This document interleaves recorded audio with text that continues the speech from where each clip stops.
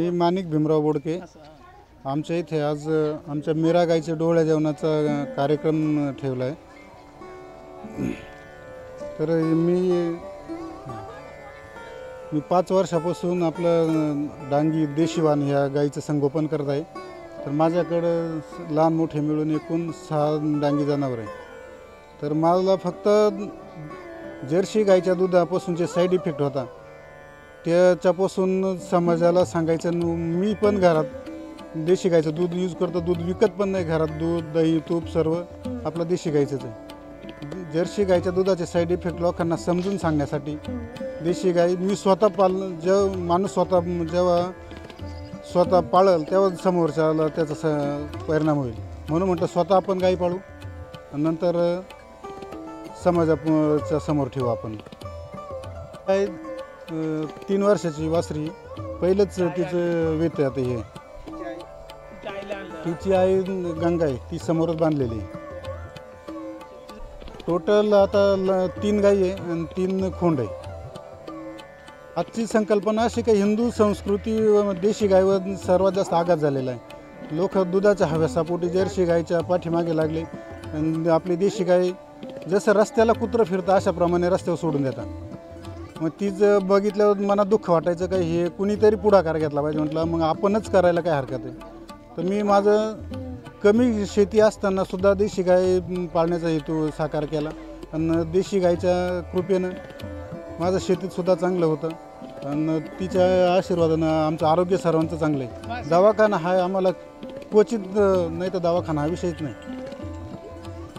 त्याच्याकडनं एवढीच अपेक्षा आहे का प्रत्येक शेतकऱ्याने एक तरी देशी गाय स्वतःच्या घरात दूध खाण्यासाठी पाळावं। रामकृष्ण हरे, मी मल्हारी भीमराव बोडके, ढकंबे, तालुका दिंडोरी, जिल्हा नाशिक। आमच्याकडे ही देशी गाई, आपल्या हिंदू धर्मामध्ये देशी गाईला खूप महत्त्व आहे आणि त्यात आम्ही वारकरी संप्रदायात असतो आणि वेळोवेळी आपल्या म्हणजे संस्कृतीमध्ये पण देशी गाईला प्राधान्य दिलेले।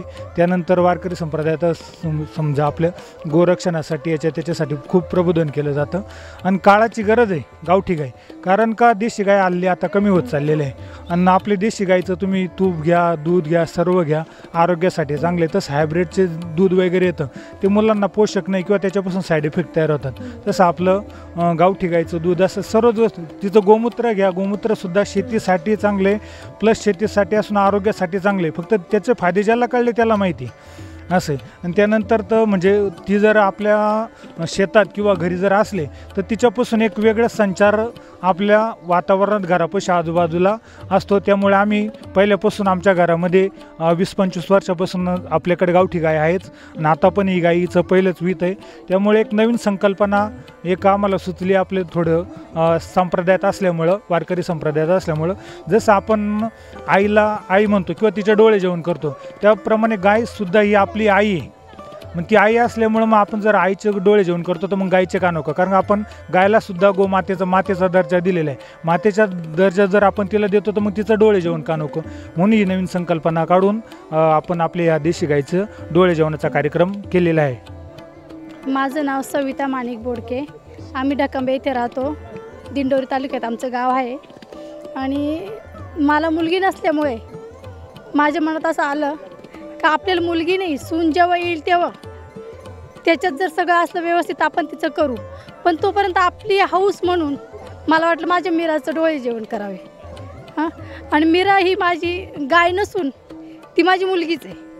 मी माझ्या बाळा इतकं तिला जीव लावला आहे आणि माझी मुलं पण तिला खूप जीव लावतं, माझी मुलंही, आणि आमच्या सगळ्याची खूप आवडते। मग तीच नसून आमचे सगळे गोरे आमच्याकडं ते पण माझ्या मुलांसारखेच आहे। त्यांना मी तर इतकी जीव लावते, ते म्हणजे कधी मी स्वयंपाक करत असेल डायरेक्ट घरात येणार आणि चपात्या करत असेल पहिली चपाती तिला पाहिजे। माझा एक गोरा आहे, त्याला आम्ही सोन्या म्हणतो, आम्ही त्याचाही नेहमी बड्डे करतो।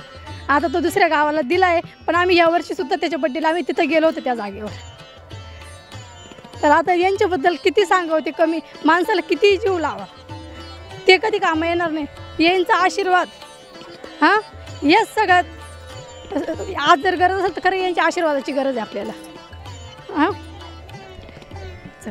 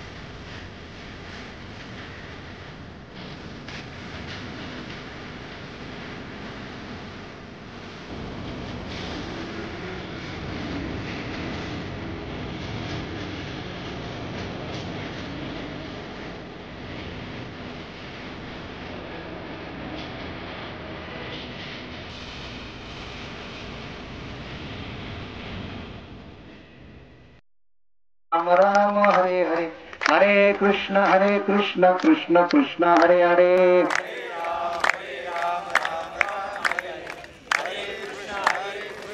राम राम राम हरे हरे, हरे कृष्ण कृष्ण कृष्ण हरे हरे.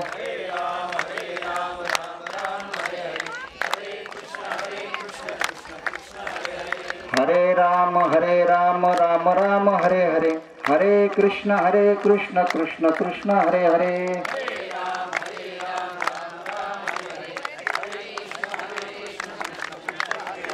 हरे राम राम हरे हरे, हरे कृष्ण कृष्ण कृष्ण हरे हरे. हरे राम राम राम हरे हरे, हरे कृष्ण कृष्ण कृष्ण हरे हरे.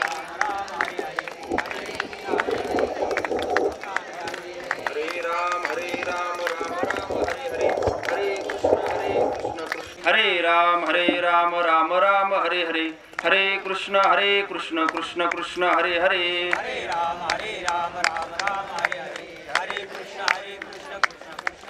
पुंडलिक वरदा हरे विठ्ठल, श्री ज्ञानदेव तुकाराम, पंढरीनाथ भगवान की जय. माऊली ज्ञानेश्वर महाराज, जगद्गुरु संत तुकाराम महाराज, गोपाल कृष्ण भगवान की जय.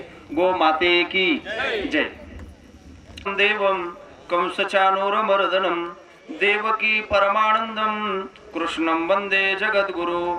नमो सद्गुरु तुकया ज्ञानदीपा, नमो सद्गुरु सच्चिदानंद रूपा, नमो सद्गुरु भक्त कल्याण मूर्ते, नमो सद्गुरु भास्करा पूर्ण कीर्ते.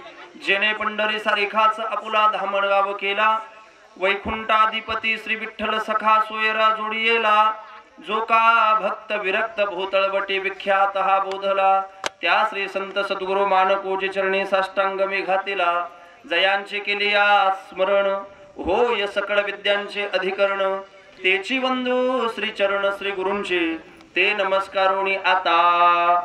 परोपकाराय दुभंती गावहा, परोपकाराय बहंती नद्या, परोपकाराय फलंती वृक्षः, परोपकाराय सतां विभूतया. आता हृदय हे आपुले, सौभाळुनिया भले, वरी बैसवो पाऊले. श्री गुरूंचे ते नमस्कारोनी आता. परोपकाराय दुभंती गावः, परोपकाराय बहंती नद्यः, परोपकाराय फलंती वृक्षः, परोपकाराय सतां विभूतया. प्रस्तुत प्राप्त स्थळी प्राप्त प्रसंगी प्रवचन रूपी सेवेकरिता म्हणजे निरूपणाकरता प्राप्त असणारा एक शास्त्रामधला अत्यंत सुंदर आणि अत्यंत महत्त्वाचा श्लोक आपण या सेवेकरता ह्या ठिकाणी घेतलेला आहे. आज ह्या ठिकाणी पवित्र भूमी श्री क्षेत्र ढकांबे या नगरीमध्ये साधू संतांच्या आशीर्वादाने, भगवंताच्या कृपेने आपलं प्रापंचिक जीवन जगता जगता काहीतरी सामाजिक देणं आपण लागतो या भावनेतून आदरणीय हरिभक्त परायण श्री माणिकराव भीमराव बोडके, त्यांच्या सुविद्य पत्नी सौभाग्यवती सविताताई माणिकराव बोडके, त्यांचे 2 चिरंजीव जयदादा आणि प्रतीकदादा, समस्त बोडके परिवाराच्या वतीने अतिशय आगळा आणि वेगळा कार्यक्रम ह्या ठिकाणी संपन्न होतोय. तो कार्यक्रम आपल्या सगळ्यांना विदित आहे, ज्ञात आहे. आपण आजपर्यंत आपल्या भारतीय संस्कृतीशी निगडित असणारे अनेक कार्यक्रम आपण उपस्थित राहतो किंवा आपण त्या कार्यक्रमांना जातो, परंतु आज जो काही कार्यक्रम ह्या ठिकाणी संपन्न होतोय तो संपन्न होणारा कार्यक्रम म्हणजे अतिशय मनापासून, अतिशय श्रद्धेनं या बोडके परिवाराने देशी गायीवर केलेलं प्रेम आणि म्हणून त्या गायीच्या प्रेमाचा एक परिपाक म्हणून किंवा गोमातेचा कृतज्ञता सोहळा म्हणून आज ह्या ठिकाणी त्याच गोमातेच्या डोहाळे जेवणाचा कार्यक्रम संपन्न होतोय. मनापासून बोडके परिवाराला आपल्या सगळ्यांच्या वतीने धन्यवाद देतो. त्यांच्या चरणाशी विनम्रतेने नतमस्तक झालं पाहिजे.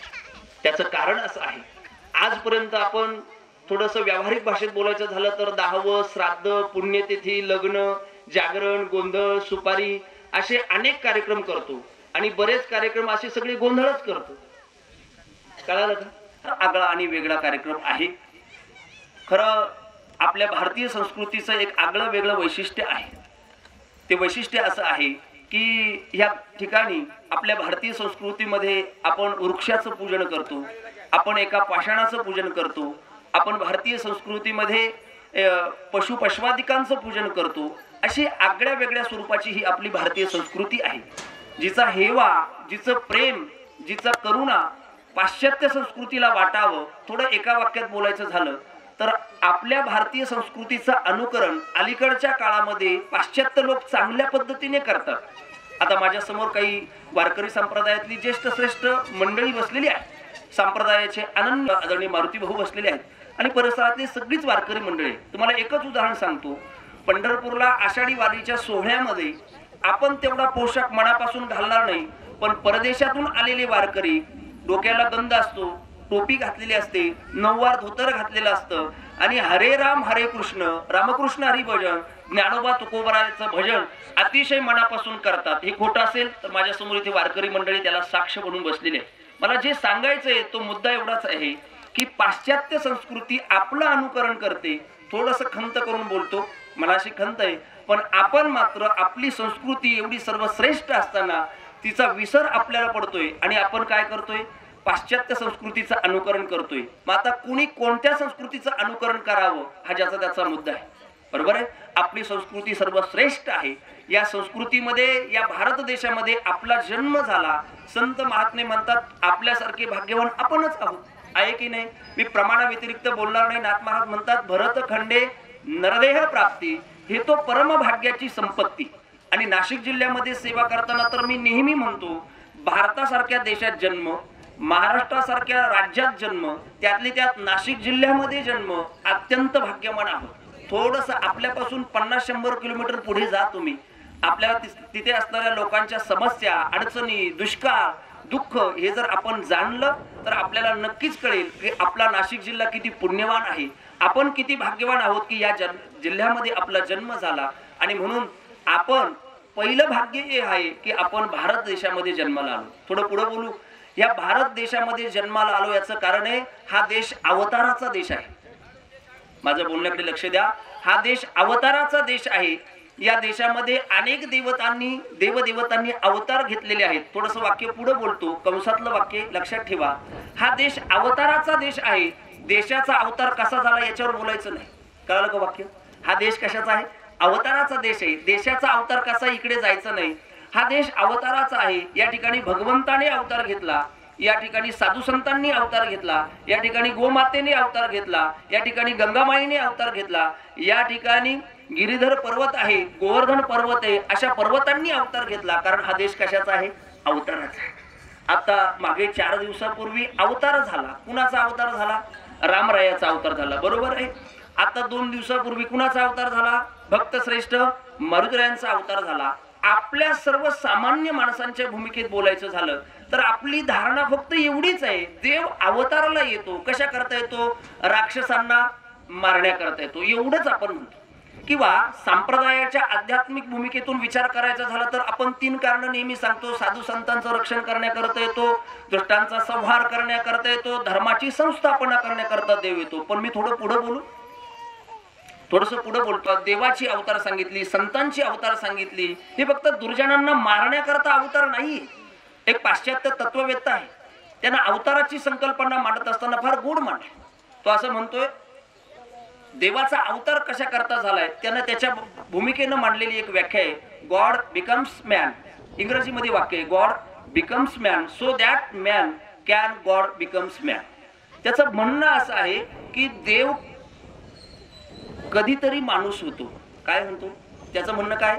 देव कधीतरी माणूस होतो. अवतार घेतो म्हणजे माणूस होतो. देव कधीतरी माणूस होतो. कशा करता माणूस होतो? माणसाने कधीतरी देव व्हावं. कळलं का वाक्य? देव कधीतरी माणूस होतो. कशा करता? माणसाने कधीतरी देव व्हावं याच्या करता देव माणूस होतो. मी प्रमाण सांगेन. नरदेह निधान लागले हाती, उत्तम सार उत्तम गती. पुढचं चरण महत्वाचं आहे. देवची होईन म्हणती, ते होती तरी का चित्तीनं धरा. थोडंसं पुढे बोलू. मला असं वाटतं, आमचे गुरुजी नेहमी सांगतात, माणसाला आल्या जन्मात देव होता आलं नाही तरी चालेल, पण माणसाला कमीत कमी माणूस होता यावं. कळलं? एवढं तरी होता यावं. अलीकडे मला सहज, मी आता पालघरला गेलो होतो, तिथे एक जणाने सहज प्रश्न विचारला, महाराज अलीकडे जी पूर्वीची लोक सांगायची चिंचेच्या झाडावर, पिंपळाच्या झाडावर, वडाच्या झाडावर भूत असायची, भूत अलीकडची ती दिसत नाही बुवा, ती दिसत नाही. जुनी माणसं सांगायची तिथं जाऊ नका, तिथे भूत आहे, चिंचेच्या झाडावर भूत आहे, पिंपळाच्या झाडावर भूत आहे, लिंबाच्या झाडावर भूत आहे, तिथे जाऊ नका. अलीकडे ती भूत झाडावर राहिली नाही, गेली कुठं? त्याला एकाच वाक्यात सांगितलं, झाडावरची भूत सगळी उठली आणि माणसांमध्ये डाउनलोड झाली. माणसांचं जर आतमध्ये आपण परीक्षण केलं तर एक वैचित्र्य आपल्याला लक्षात येईल, एक विकृती आपल्या लक्षात येईल. माणसं फक्त दिसायला माणसं आहे, अंतःकरणामध्ये असणारे विचार, अंतःकरणामध्ये असणारे विकार जे आहेत ते विकार माणसं घालवायला तयार नाही. एकमेकांबद्दल असणारा क्रोध, एकमेकांबद्दल असणारा राग, एकमेकांबद्दल असणारा द्वेष माणसं ही सोडायला तयार नाही. ऐका, पुढे ऐका, मला फक्त एवढंच बोलायचंय. अवताराच्या माध्यमातून मला गोमातेकडे यायचंय. कंसाला मारणं किंवा रावणाला मारणं एवढाच देवाचा उद्देश नाही. मी थोडं पुढे बोलतो. रावण तसाही मेला असता हो. ऐका ऐका, ऐकणारी मंडळी चांगली.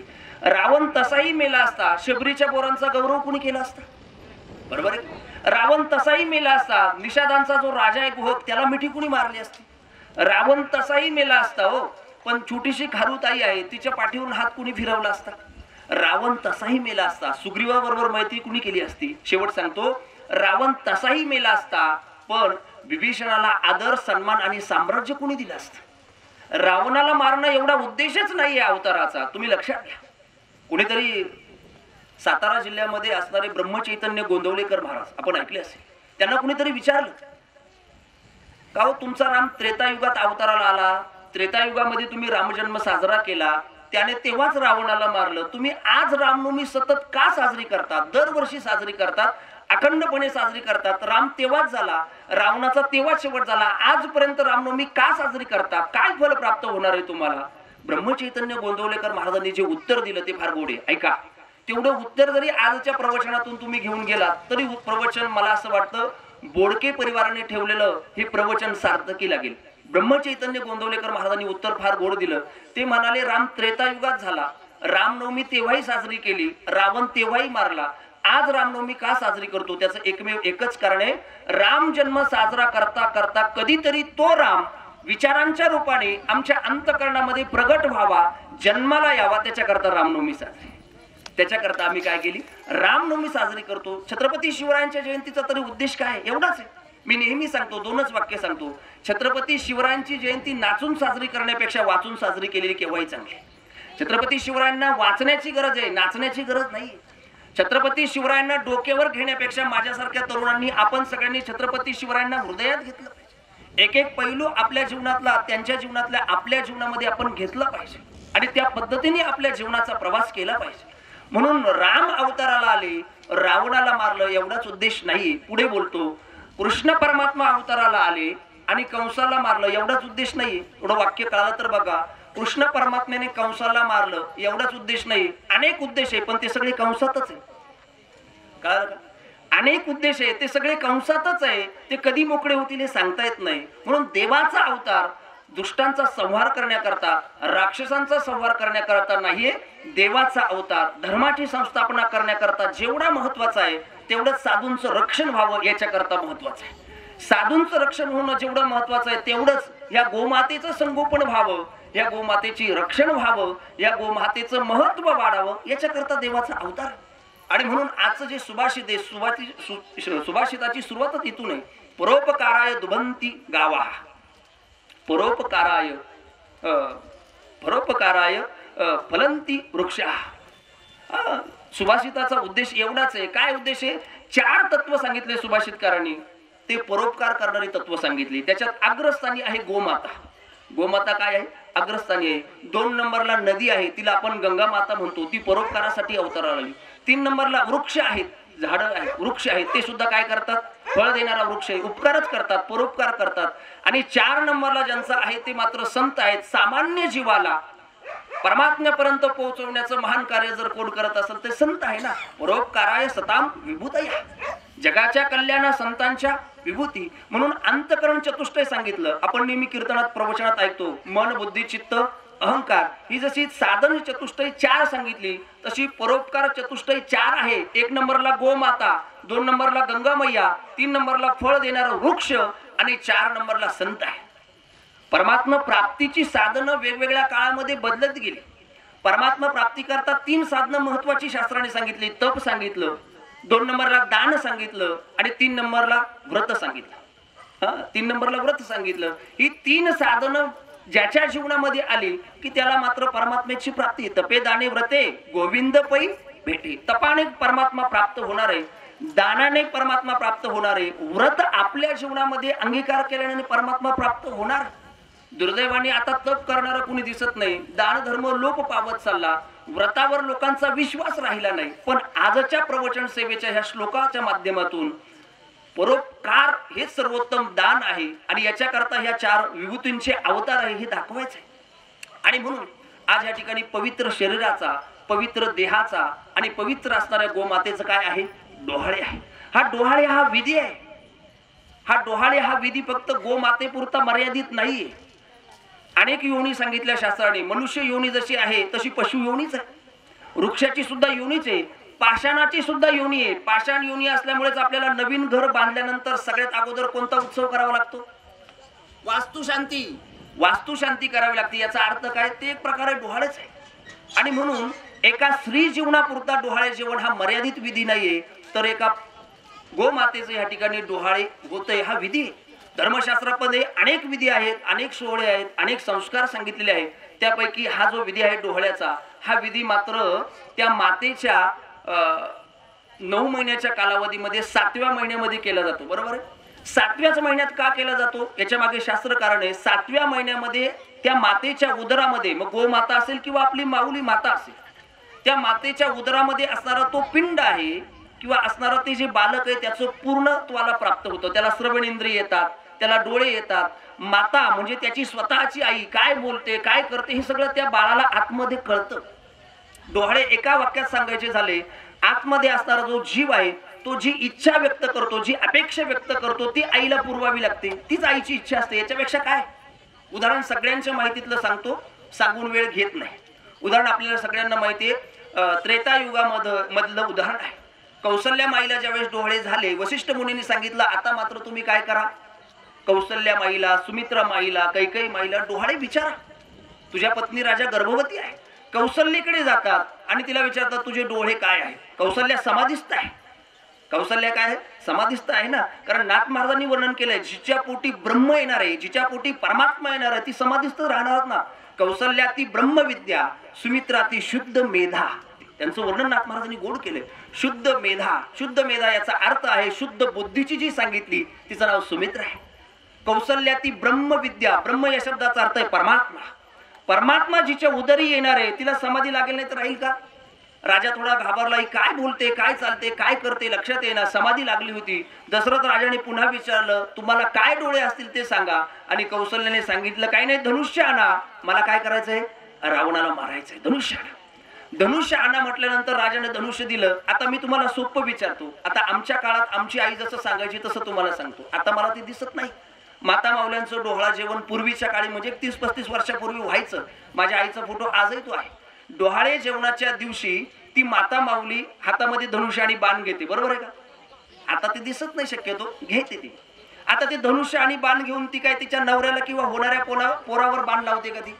नाही. मग तो धनुष्य आणि बाण कशाचं प्रतीक आहे? कौसल्या माईनं राजा रावणाकडे ती काय केलेलं आहे? दाखवलेलं आहे. राजा रावणाला मारण्याकरता. आणि मग कौसल्या माई राजा दशरथाला आठवण करून देते. आठवते का तुम्हाला आपल्या लग्नामध्ये ह्याच रावणाने विघ्न आणलं होतं? तुम्ही पराक्रम केला, युद्ध केला आणि रावणाला माघारी पळवून लावलं, मला घेऊन आला. म्हणजे मी तुम्हाला पुढे सांगू का, रावणाने अगोदर सासू पळवली होती मग सून. कळालं का? अगोदर कौसल्या माई आणि मग सीतामाईचा नंबर लावला. पण ऐका, शास्त्रचिंतन असं आहे, कौसल्या माईनं जो बाण सोडला तो बाण रावणाच्या नाभी कमलापर्यंत गेला. तो बाण तिथे थांबवला. कौसल्या माईच्या आज्ञेनं तो बाण थांबल्या गेला. आणि मग मात्र पोटातला असणारा जो गर्भ आहे, राम प्रभू अवताराला येणार आहे. रामाला कौसल्या माईने सांगितलं तुला मात्र आता उरलेलं कार्य तुला करायचंय. मातेचा जो संकल्प आहे तो तुला पूर्ण करायचा आहे. खरं म्हणजे रावणाला मारावं हा संकल्प कुणाचा होता? कौसल्याचाच होता. पण कौशल्याचा संकल्प हा रामरायाने पूर्ण केला, ते कार्य पूर्ण केले. मी एका वाक्यात डोहाळे या शब्दाचा अर्थ सांगू. मातेचा संकल्प, मनातली इच्छा पूर्ण करणं कुणी? त्या बाळाने. यालाच खऱ्या अर्थाने डोहाळे म्हणा. यालाच काय म्हणा? डोहाळे म्हणा. आणि म्हणून हा डोहाळे जेवणाचा कार्यक्रम या ठिकाणी पूर्णत्वाला जातोय. असं आहे, आपण ज्या मातेवर राहतो, खातो, पितो, बसतो, उठतो, झोपतो, ती माता म्हणजे भूमिमाता आहे. विषय विस्ताराने वाढेल. खरं म्हणजे आज थोडंसं शोकांतिका म्हणून बोलतो. माझ्यासमोर फार जाणकार मंडळी बसली आहे, ज्यांचं संपूर्ण आयुष्य परमार्थाच्या क्षेत्रात समर्पण झालंय. तेवढं माझं अजून वय नाही, तेवढी माणसं माझ्या समोर बसली. पण मी अगदी क्षमा मागून बोलतो. खरं म्हणजे 3 माता महत्वाच्या सांगितल्या: भूमाता, गोमाता आणि जन्म देणारी माता. पण पुढे बोलू, या 3ही माता बारकाईने विचार केला तर संकटात आहे. पटणार नाही तुम्हाला. 3ही मातांचा विचार करा, संकटात आहे. एक मातृभूमीचा विचार करा. आपण सगळेजण शेतकरी आहोत. आपल्याला कमी कालावधीमध्ये जास्त उत्पन्न देणारं पीक हवंय. मग त्याच्याकरता या मातृभूमीची आपण काय काय करतो? पीक जास्त येण्याकरता, कमी कालावधीमध्ये येण्याकरता आपण नको ती खतं वापरतो. याचा अर्थ काय? आपणच स्वतःहून आपल्या आरोग्याशी खेळण्याचा प्रयत्न करतो. मला अलीकडे नवसारी विद्यापीठाचे कुलगुरू, त्यांच्याशी आमची सहज चर्चा झाली. उगा चर्चा 5 मिनिटाची झाली. त्यांनी सांगितलं, महाराज आता अलीकडे बाजारामध्ये किंवा भाजीमध्ये येणारी जी पंढरपुरी मिरची पाहिली का तुम्ही? डोबळी मिरची आपण म्हणतो तिला, बरोबर? ती मिरची अवघ्या 45 दिवसामध्ये तुमच्या ताटात येते. विचार करा, तिला कमविण्याकरता, तिला पिकवण्याकरता शेतकरी काय काय टाकत असेल. मला एक जणाने सांगितलं, ज्या पिकाला 2 किलो 1261 ची गरज असते, तिथं शेतकरी डायरेक्ट 5 किलो 6 किलो टाकतो. विचार करा, हा आपल्या शरीरावर परिणाम होणार नाही का? भूमाता धोक्यात आहे. विषय विस्ताराने वाढेल, त्याच्यावरच वेगळं प्रवचन होईल. जी जन्म देते ती आई सुद्धा धोक्यात आहे. आता काल परवा मी अजून तो मेसेज वाचला नाही, मोबाईलला मला एक जणाने मेसेज टाकला. त्या मेसेजची हेडिंग होती, आई भाड्याने मिळेल. काय मेसेज आहे? आई भाड्याने मिळेल. मला असं वाटतं ती आई खूप चांगल्या घरातली होती. 3 मुली 2 मुलं, एकत्र कुटुंब पद्धतीमध्ये राहणारी. पण व्यापक विचार असल्यामुळे सगळ्या कुटुंबाचं केलं.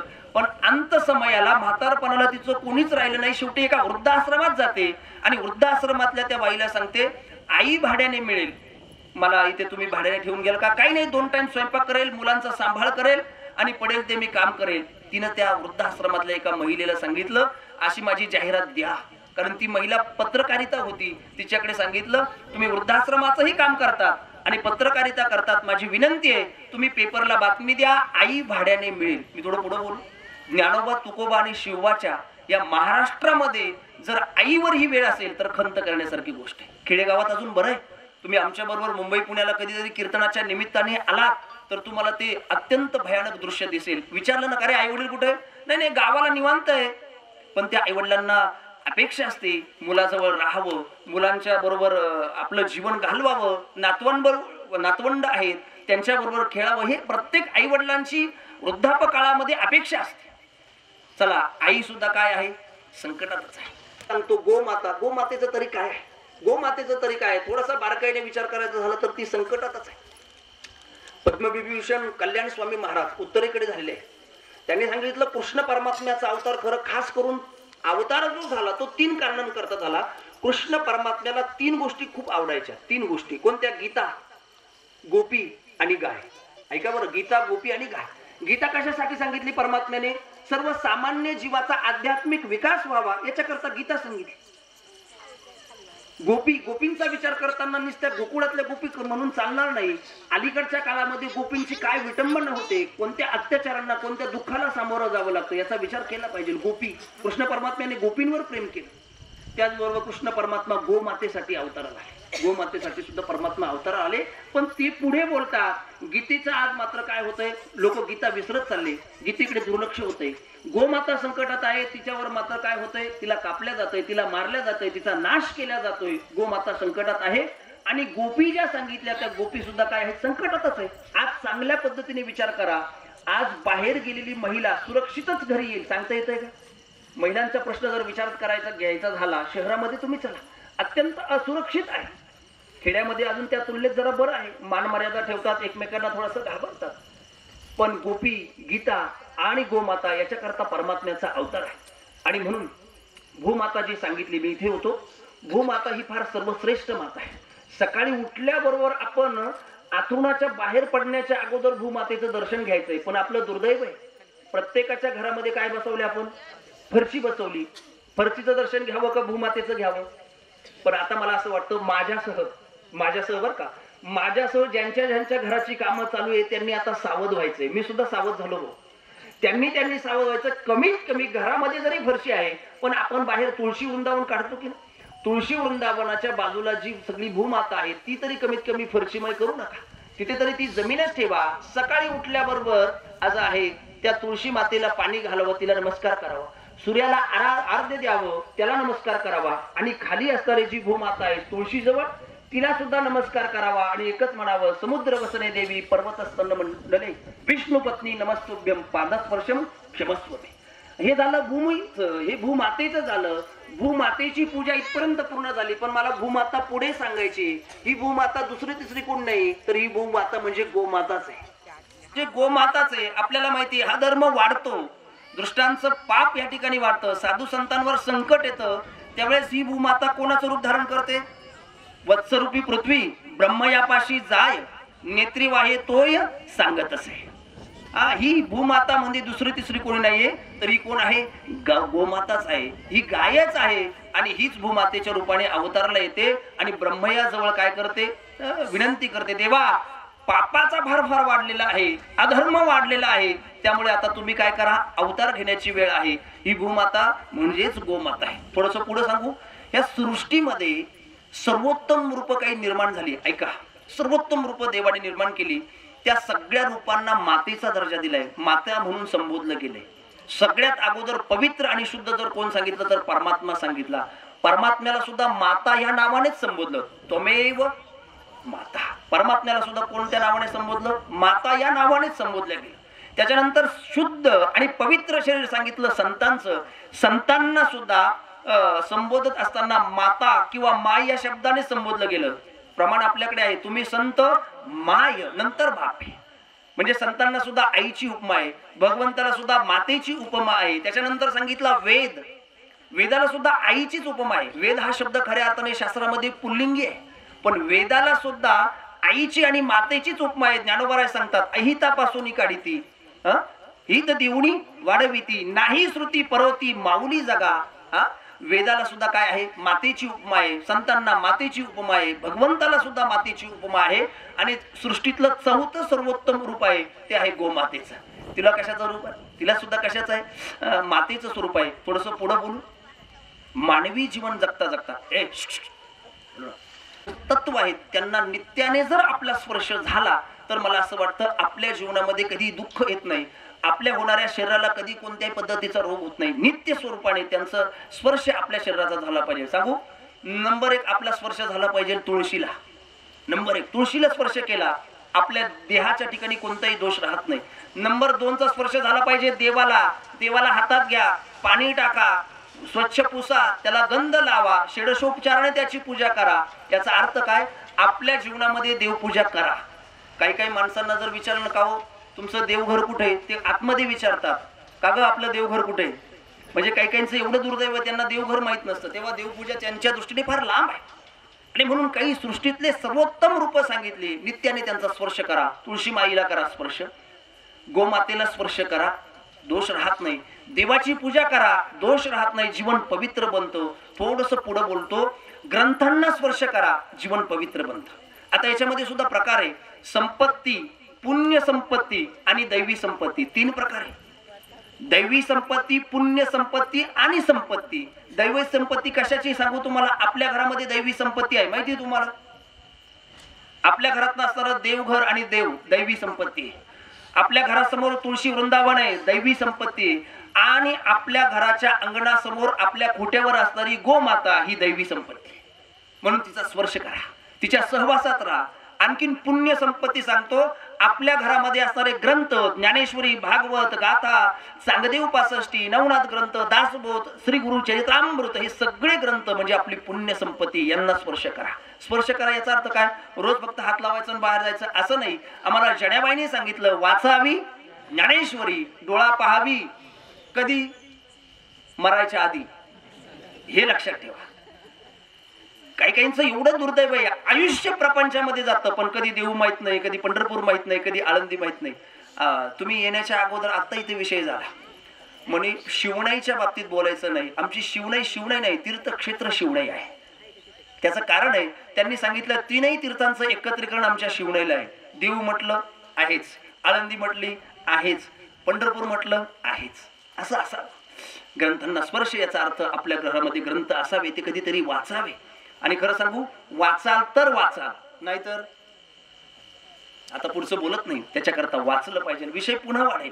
म्हणून 3 संपत्ती सांगितली मी, दैवी संपत्ती, पुण्य संपत्ती आणि तिसरी फक्त संपत्ती आहे. ती सांगावी की न सांगावी आपल्या सगळ्यांना माहिती आहे. घर दार, बायको, मुलं, गाडी, द्राक्षाचा बाग, ऊसाचा माळा, हे सगळं काय आहे, हे संपत्तीमध्ये येतं. पण या संपत्तीचा विचार न करता पुण्य संपत्ती आणि दैवी संपत्ती आपल्या दृष्टिकोनातून फार महत्वाचं आहे. चला पुढे.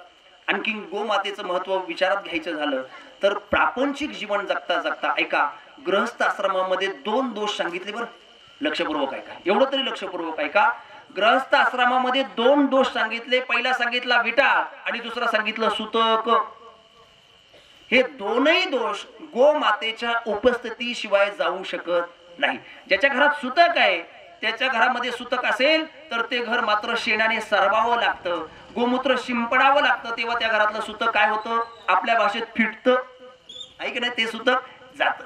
मी सांगू आणखीन शास्त्राने पुढे सांगितलं, ज्याच्या घरात सुतक आहे, जो माणूस पिंडदान करायला जाणार आहे त्याने काय करायचंय, घरून निघायचंय, स्नान करायचंय, नदीवर जायचंय, स्नान करायचं आहे, परत मुंडन करायचं आहे आणि ब्राह्मणांच्या हस्ते आपल्या पूर्ण शरीराला गोमूत्र आणि शेण लावायचं, मग स्नान करायचं आहे. मग त्याला त्रिकाल संध्या म्हणतात. ती त्रिकाल संध्या पूर्ण झाली गायीच्या शेणाने आणि गायीच्या गोमूत्रासह की मग त्या देहाचं किंवा त्या परिवाराचं काय जातं, सुतक. त्या परिवाराचं काय जातं, सुतक नावाचा दोष जातो. चला पुढे सांगतो मी. विटाळ आहे, एखादं शरीर विटाळाने स्पर्श झालं, काय करा, शेणाने सारवा, गोमूत्र शिंपडा, ते घर काय होतं, विटाळ मुक्त होतं. थोडं पुढे बोलू. कदाचित असं बसल्या बसल्या विचार करा बरं, जर गोमातेचा अवतार झालाच नसता हे 2 दोष गेले असते का, हे 2 दोष गेले असते?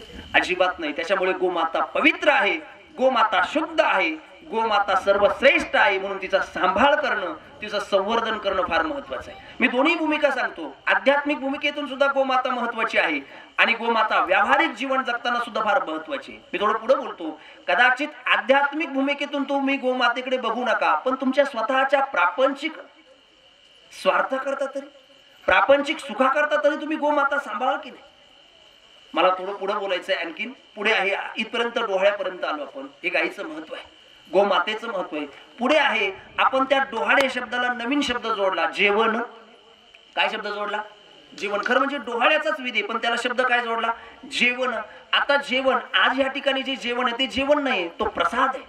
तो काय आहे, प्रसाद आहे. आणखीन थोडं पुढे बोलतो. आपण 10व्याला जातो, वर्ष श्राद्धाला जातो, लोक सहज संकुचित होतात तिथं आणि काय म्हणतात, नाही नाही हे 10व्याचं जेवण आहे. पण खरं सांगू, कोणतंही दान घडताना तो कार्यक्रम कोणता आहे, दानाचा कार्यक्रम आहे. आजचा कार्यक्रम कोणता आहे, परोपकाराचं दानाचं स्वरूप मांडणारा कार्यक्रम आहे. पिंड दानाच्या वेळेस काय शब्द आहे, पिंड दान. शास्त्र काय सांगतं सांगू तुम्हाला. शास्त्राची भाषा अशी आहे, पिंडदानाचं जे अन्न आहे, आपण म्हणजे आपल्या भाषेत 10व्याचं म्हणा, वर्ष श्राद्धाचं जे अन्न आहे ते अन्न नाही, तो प्रसाद आहे. ऐका, ते जर अन्न एखाद्या ब्राह्मणाने खाल्लं, लक्षपूर्वक ऐका, ते अन्न एखाद्या महात्म्याने खाल्लं, ते अन्न एखाद्या पतिव्रता स्त्रीने खाल्लं, शास्त्र सांगतो जो देह गेलाय तो चुकीच्या ठिकाणी अधोगतीला जाण्यापेक्षा तो ऊर्ध्वगतीला जातो, त्याला सद्गती चांगली प्राप्त होते. म्हणून पिंडदानाच्या अन्नाची कधी तुम्ही मात्र अवहेलना करू नका. माणसं सहज सहज म्हणतात, काशीला गेलो, अनुष्ठान केलं, अमुक केलं, मला नाही चालत, मला त्रास होतो. अजिबात नाही. मी तर एवढंच वाक्य काढलंय संदीप भाऊ, एवढंच बोलतो मी. अरे तुम्ही याच्या त्याच्या 10व्याला खात नाही, आपल्या वेळेस एवढंच मला कळतं, आपल्या वेळेस कुणीतरी खाल्लं पाहिजे. समजा आता तुम्ही सगळे बसले, समजा मी गेलो, माझ्या वेळेस एखाद्याने तरी, माणसं इतकी कशी संकुल. अरे अन्न दान आहे, अन्न आहे. अन्नाला आपण आपल्या भारतीय संस्कृतीमध्ये पूर्ण ब्रह्म म्हणतो ना. वदनी कवळ घेता नाम घ्या श्री हरीचे, सहज हवन होते नाम घेता. जीवन करी जीवित्व अन्न हे पूर्ण ब्रह्म, एवढं माहिती. पण मात्र आम्ही खात, आम्हाला चालत, नको तिथं बरं खातात. हॉटेल मधलं अन्न मला सांगा, रुचकर आहे, शुद्ध आहे का पवित्र आहे? फक्त रुचकर आहे, शुद्धही नाही, पवित्रही नाही. सप्ताहातलं अन्न रुचकर आहे, शुद्ध आहे का पवित्र आहे? पवित्रही आहे आणि शुद्ध सुद्धा आहे. रुचकर असेल नसेल तो भाग सोडून द्या. तीर्थक्षेत्रामध्ये घेतलेलं अन्न काय आहे? शुद्ध आहे, पवित्र आहे, पवित्र सुद्धा आहे आणि शुद्ध सुद्धा आहे. संकुचितपणा ठेवू नका. आणि म्हणून आज जे अन्नदान आहे ते अन्नदान ते जेवण नाही, तो प्रसाद आहे. आणि तो प्रसाद नाही तर ते काय आहे? गोमातेचं दूध आहे. काय आहे? एका आईचं दूध आहे. आईचं दूध नाही, गोमातेचं दूध आहे. ते दुधामध्ये एवढं सामर्थ्य आहे, एवढी शक्ती आहे. इथे माता मौल्या जास्त संख्येने बसलेल्या आहेत. मी त्यांना विचारतो, बाळ जन्माला आल्यावर सगळ्यात अगोदर दूध आईचं का गाईचं? गाईचं. तुमच्या काळात द्यायचे, आमच्या काळात मला वाटत नाही मिळत असे. देता का? बरं, जर्शा गाईचं का होत नाही? ऐकायला पहिलं दूध कुणाचं आपण देतो? एक चमचा का होत नाही? कुणाचं दूध देतो? गाईचंच देतो. का देतो? त्या मुलानं ते एक चमचा का होत नाही तेवढं जरी दूध घेतलं तरी आयुष्यभर त्या मुलाला भीती नाही, एवढं त्या दुधामध्ये सामर्थ्य आहे. म्हणून ज्ञानोबा म्हणाले, दिसतं दूध गोड नाही, पाहे पा दूध पवित्र आणि गोड. दूध पवित्र आहे आणि दूध काय आहे? गोड आहे. मी सहज प्रसंग आठवला म्हणून सांगतो. एकदा अकबर बादशाहने बिरबलाला प्रश्न विचारला. खरं मला आठवलं म्हणून बरं का, पवित्र आणि गोड या शब्दावरून बिरबलाला प्रश्न विचारला, सगळ्यात दूध श्रेष्ठ कोणतं? नाही, बिरबलाने उत्तर दिलं, म्हशीचं दूध श्रेष्ठ सांगितलं. म्हशीचं दूध श्रेष्ठ सांगितलं. अकबर म्हणाला, बिरबला तू नेहमी म्हणतो गोमाता श्रेष्ठ, गोमाता आमची खूप आराध्य आहे, गोमाता आम्हाला आवडणारी आहे, आमची माता आहे, मग तिचं दूध सांगण्याऐवजी तू मात्र म्हशीचं दूध का सांगितलं? बिरबल हुशार होता, हजर जबाबी होता. तो म्हणाला, तुम्ही दूध विचारलं. काय विचारलं? दूध विचारलं. दूध श्रेष्ठ हे म्हशीचंच आहे, मग गाईचं काय? बिरबलाने सांगितलं, गाईचं दूध नाही, गाईचं अमृत आहे. गाईचं काय आहे? अमृत आहे. ते गोड आहे, ते पवित्र आहे, ते शुद्ध आहे आणि अमृत आहे. आणि म्हणून ज्ञानोबरायांनी म्हणावं लागलं, पाहे पा दूध पवित्र आणि गोड. आता प्रसंग सांगतो. काय जीवन असेल अनुसूया माईचं? एका जनार्दनी पूर्ण अवतार, एका जनार्दनी पूर्ण अवतार. कुणाचा? दत्तात्रयांचा प्रसंग फार गोड. दत्तात्रय निर्गुण निराकार आहे, परब्रह्म स्वरूप आहे. आणि अनुसूया मायेचं सुद्धा एकदम सामर्थ्य वेगळं सांगितलं. काय उदर असेल तिच्यात? निर्गुण निराकार असणारे दत्तात्रय भगवान तिच्या उदरी जन्माला आले, अवताराला आले. काय उदर असेल? उदर सुद्धा शुद्ध पाहिजे बरं का. ज्ञानोबरांच्या बाबतीत बोलताना, धन्य धन्य जयाची उशी ज्ञानदेव जन्मले. असं कुणाच्याही उदरामध्ये संत अवताराला येणार नाही, संत जन्माला येणार नाही. अनुसूयाचं तेवढं तप आहे, अनुसूयाची तेवढी उदराची शुद्धता आहे, पवित्रता आहे. दत्तात्रय भगवान जन्माला आले. ऐका, पुढचा प्रसंग फार गोड आहे. जन्माला आलेलं बाळाला स्नान कुठे घालावं? तुमच्याकडे कसं आहे? जन्माला आलेल्या बाळा कुठे घालावं? पायावर घालावं. कुठं घालावं? पायावर घालावं. आता मी पुढचा प्रश्न विचारतो, कुणाच्या पायावर घालावं? अगदी बरोबर, आईच्या. अगदी बरोबर, आईच्या. शास्त्र आहे बरं त्याला शास्त्र आहे. शास्त्र असं सांगतं, जन्माला आलेल्या बाळाचं जे स्नान आहे ते जोपर्यंत आईला स्तनपान करतं तोपर्यंत त्यानं स्नान आईच्याच पायावर घालावं, आईच्याच पायावर व्हावं. अलीकडच्या काळात सांगू, आमच्या काळातली आई जरा मॉडर्न झाली. आमच्या काळातली आई असे विषय निघाले का बोलतच नाही. आमच्या काळातली आई मात्र त्या बाळाला टोपामध्ये बसवते, टप का टोप काय म्हणतात ना, त्याच्यात बसवते. आणि स्नानाकरता कुणाला बोलवते? शेजारणीला बोलवते. आता तुम्हाला पुढे सांगू, मुलं घर सोडून शेजारी जायला लागले, बाहेर जायला लागले. त्याला कारण आई नाही, शेजारणीला बोलवलं ना. कळालं का तुम्हाला? आता ते पाय सुद्धा अनुसूया मायेत त्याचे पवित्र पाय आहे. आणि सर्वोत्तम असणारं निराकार परब्रह्म स्वरूप दत्तात्रय आहेत. पायावर स्नानाला घेतलं. पायावरच का घेतलं? शरीर आणि देह अनुसूया मायेचा अत्यंत पवित्र आहे, अत्यंत साधनेचं शरीर आहे. पण पायावर का घेतलं? त्याचं कारण आहे, आपल्या संपूर्ण शरीरामध्ये पाय अत्यंत पवित्र आहे. लक्षात ठेवा, एवढं तरी लक्षात ठेवा. पाय अत्यंत पवित्र आहे. आणि म्हणून नमस्कार करताना हे डोकं डोक्यावर नाही ठेवत, मग आपण कुठे ठेवतो? पायावर ठेवतो. आता ते पाय कुणाचे होते? अनुसूया माईचे पाय होते. भगवान दत्तात्रय पायावर घेतले, स्नान घालायला लागले, पण चळवळ करायला लागले. कोण? दत्तात्रय. हालचाल करायला लागले. पळायचं होतं त्यांना. कुठं जायचं होतं? त्यांना आईजवळ राहायचं नव्हतं. मग पहिलं मेरूच्या शिखरी एक योगी देखीला नाही. त्यांना मेरू पर्वताकडे जायचं होतं. त्यांना थांबायचं नव्हतं. कारण का? निर्गुण निराकार स्वरूप आहे. आईजवळ थांबायचं नव्हतं. पण आई सामर्थ्यवान होती. पुढे ऐका, पळायला लागले. काय करावं? आईनं पायात दाबलं. कुणाला? दत्तात्रयांना पायात दाबलं. इथं सुद्धा शास्त्र चिंतन आहे बरं. पायात दाबलं. ज्यांना पायात दाबलं ते निर्गुण निराकार आहे. आणि जिनं दाबलं ती सुद्धा एक सर्वश्रेष्ठ माता आहे, अनुसया माता आहे. मग या प्रश्नाचं उत्तर काय आहे? प्रश्नाचं उत्तर अवघड आहे. कारण का? निर्गुण निराकार आहे आणि जे पाय आहेत ते अनुसया माईचे आहेत. आता ऐका, स्नान झालं, आता पुढे मला बोलायचंय. स्नान झालं, स्नान झाल्यानंतर आई काय करते? अगदी पदराने काय करते? पुसते. आता आईचा पदर सुद्धा तेवढा पवित्र आहे बरं. मुळात स्त्रीच्या अंगावरचं वस्त्र अत्यंत पवित्र सांगितलं, शास्त्रचिंतन सांगतोय मी. स्त्रीच्या अंगावरचं वस्त्र सुद्धा अत्यंत पवित्र आहे. मी तुम्हाला पुढे बोलतो. मला सांगा, भगवान कृष्ण परमात्मा ज्यावेळेस द्रौपदी संकटात आली त्यावेळेस वस्त्र घेऊन आला का वस्त्र होऊन आला? वस्त्र हरणे वस्त्रे कैसी झाली मग. अरे वस्त्रच अवतार धारण केला, त्याला अवताराचं नाव आहे अंबर अवतार. काय नाव अवताराचं नाव आहे? भगवंताने वस्त्र अवतार घेतला, त्या अवताराचं नाव आहे अंबर अवतार. म्हणून स्त्रीच्या अंगावरचं शरीरावरचं जे वस्त्र आहे अत्यंत पवित्र. पुढे बोलू. त्या वस्त्रापेक्षा सुद्धा एका माऊलीचा पदर, एका आईचा पदर अत्यंत सर्वश्रेष्ठ आहे. पुढे ऐका, मला गोमातेकडे यायचंय. पदर श्रेष्ठ आहे, सर्वश्रेष्ठ आहे. पदर ठेवून देतो. पदराने दत्तात्रयांना पुसलं. आईचं कसं असतं बघा, बाळाला पदराने पुसत असते. तुम्हाला सांगू, बाळाला पदरानेच पुसते आणि झाकायचं म्हटलं तर कशाने झाकते? कळतं की नाही? हा पदर सर्वश्रेष्ठ आहे. पदरानेच झाकते आणि पदरानेच पुसते. पदराने पुसायला सुरुवात केली, पुसलं आणि खाली ठेवलं. कुणाला? दत्तात्रयांना. दत्तात्रयाने तेवढीच संधी साधली आणि पळायला लागले. पण आई होती ती. हे जरी निर्गुण निराकार होते पण आईकडे शक्ती काही कमी नव्हती. आई पाठीमागे पळायला लागल्या. कोण? अनुसया माई. पळता पळता दत्तात्रयाने वेग वाढवला, आईने सुद्धा वेग वाढवला. दत्तात्रयांना पकडलं आणि दत्तात्रयांना पकडल्याबरोबर दत्तात्रयांना घेतलं नाही. मग दत्तात्रयांच्या चरणावर नतमस्तक झाल्या. आता ऐका, कोण? आई नतमस्तक झाल्या.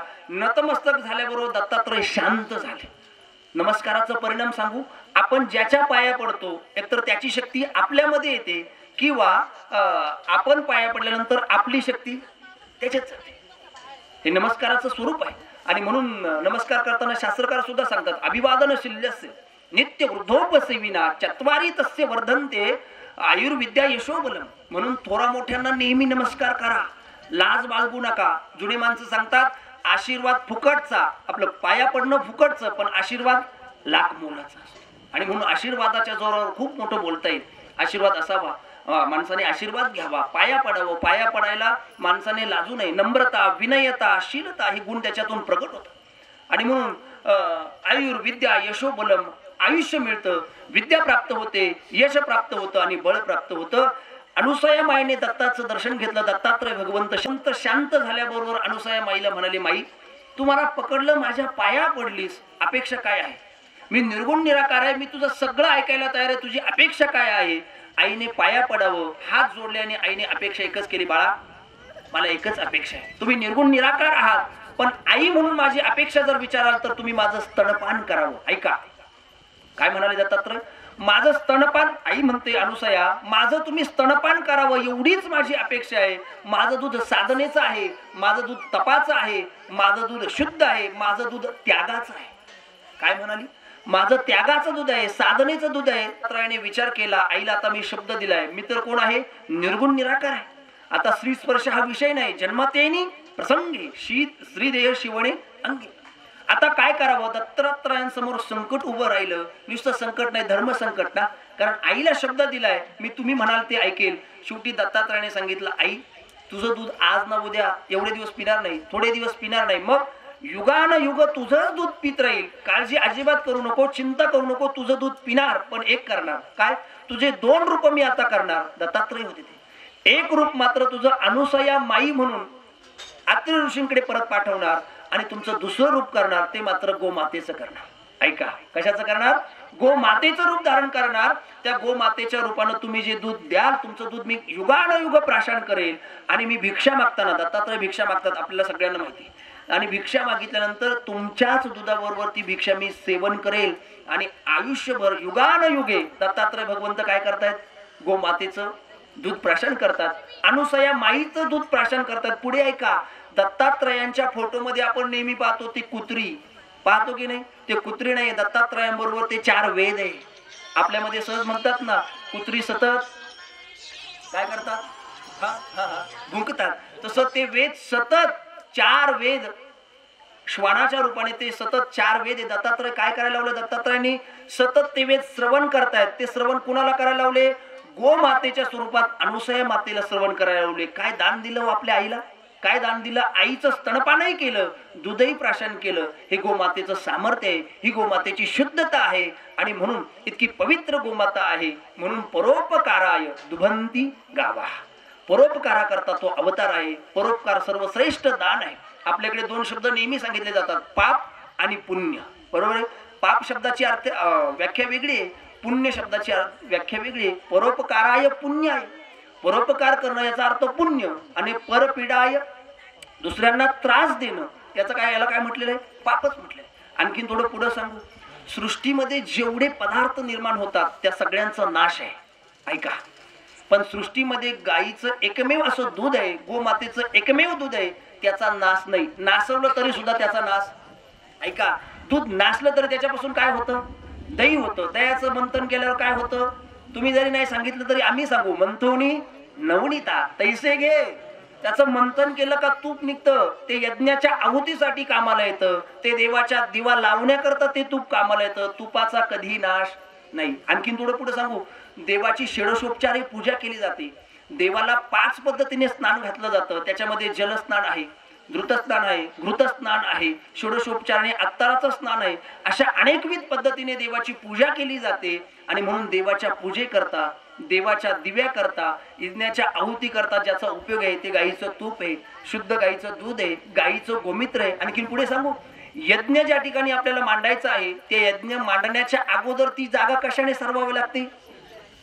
म्हशीच्या, मग गाईच्याच शेणाने सारवावे लागते. आणि म्हणून गाईला इतकं महत्व आहे, गाय इतकी पवित्र आहे. आणखीन पुढे सांगू, आपल्या भारत देशामध्ये अवताराची मीमांसा व्यक्त करत असताना जे अवतार झाले ते गायीशी संबंधित अवतार झाले. गायीला सोडून अवतार झालेच नाही.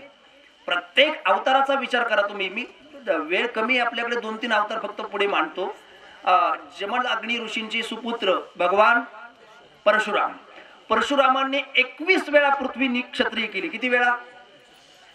भगवान परशुरामाने निक्षत्रिय पृथ्वी केली, एकही क्षत्रिय ठेवला नाही. का ठेवला नाही? काय सामर्थ्य असेल परशुरामांकडे?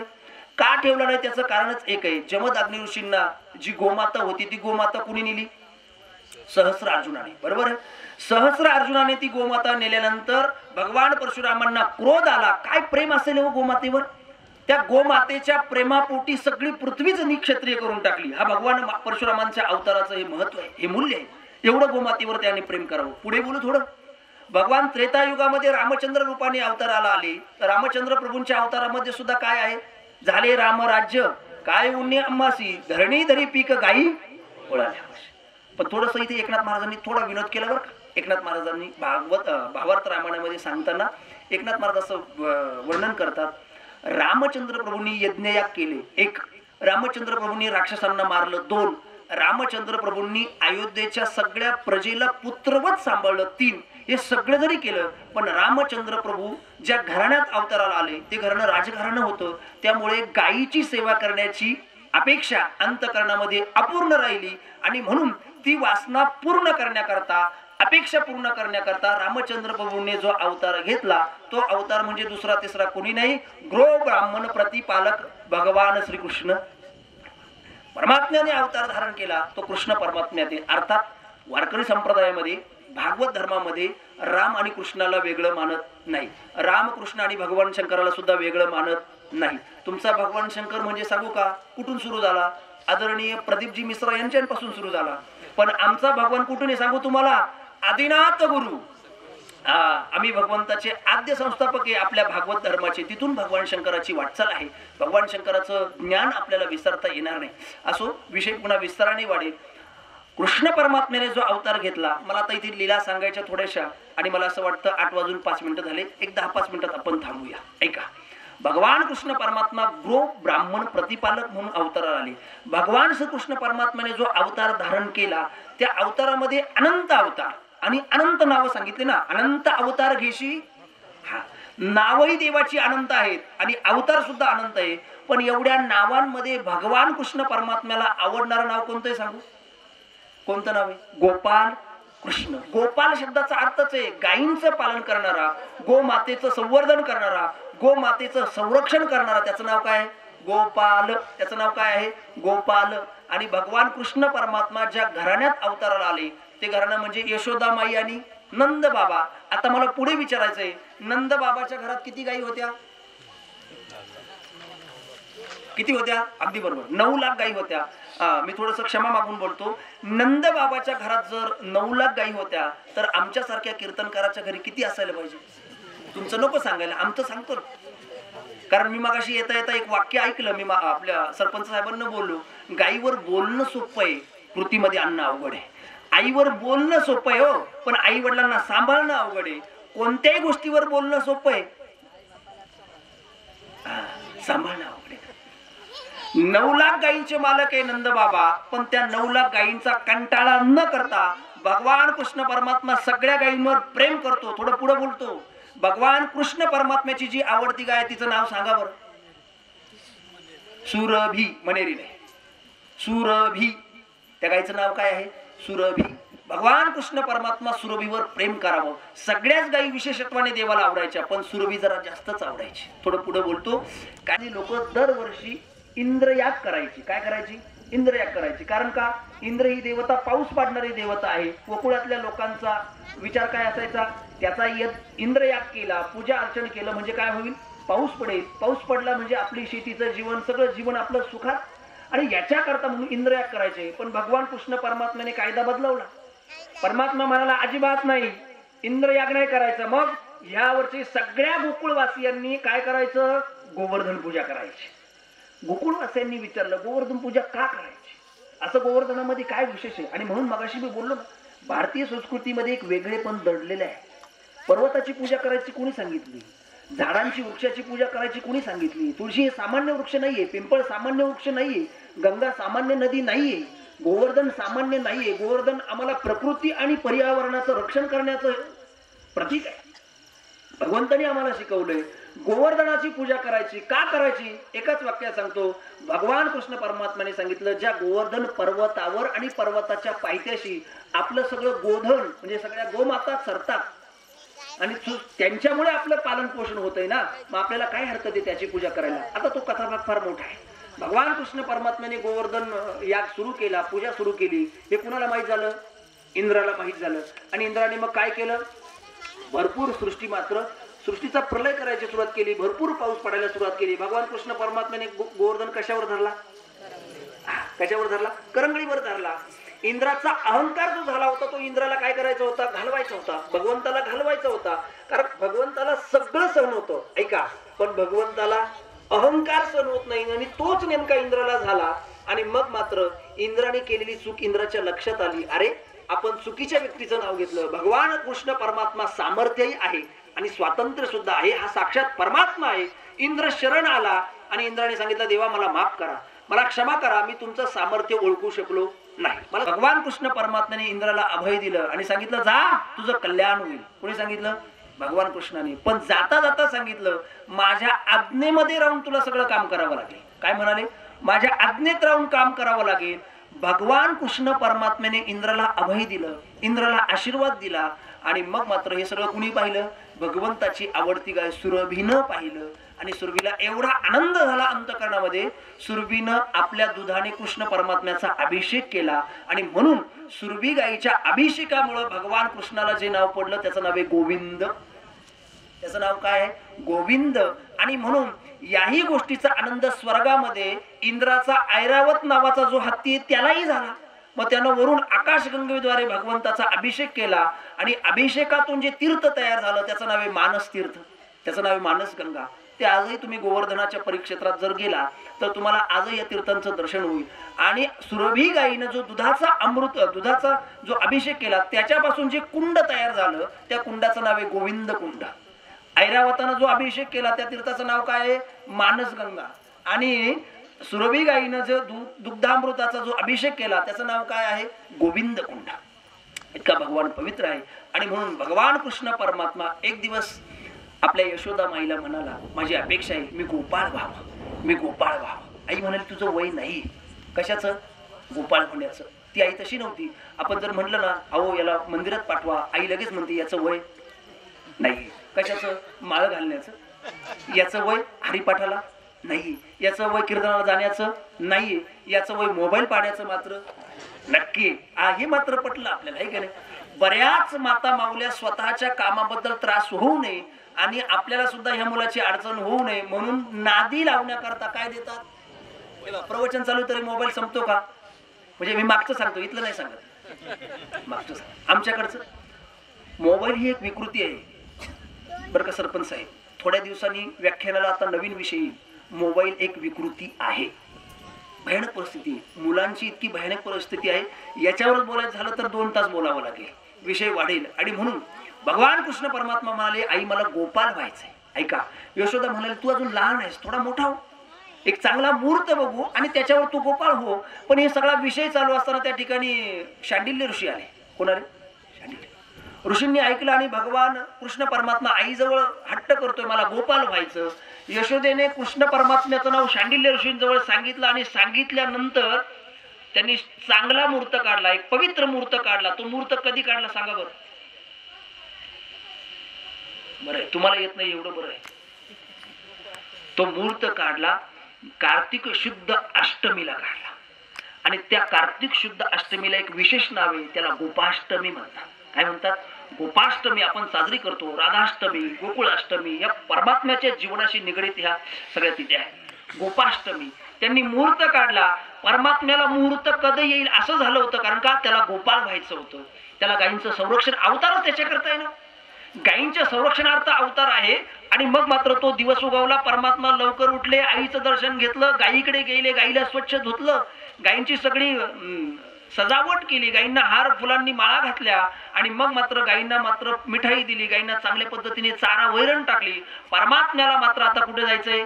गायी चारण्याकरता जायचं. परमात्मा संपूर्ण धर्माचं आचरण करणार आहे आणि मग मात्र परमात्म्याला कुठे जायचंय? आता गायी घेऊन जायचंय. कुठे घेऊन जायचंय? रानामध्ये चारण्याकरता जायचंय, यमुनेच्या काठावर जायचंय. चला वळू गायी बैसू जेऊ एकेठाई. हे काम करायचं होतं परमात्म्याला, हे कार्य करायचं होतं. गायी घेऊन परमात्मा जाणार आहे.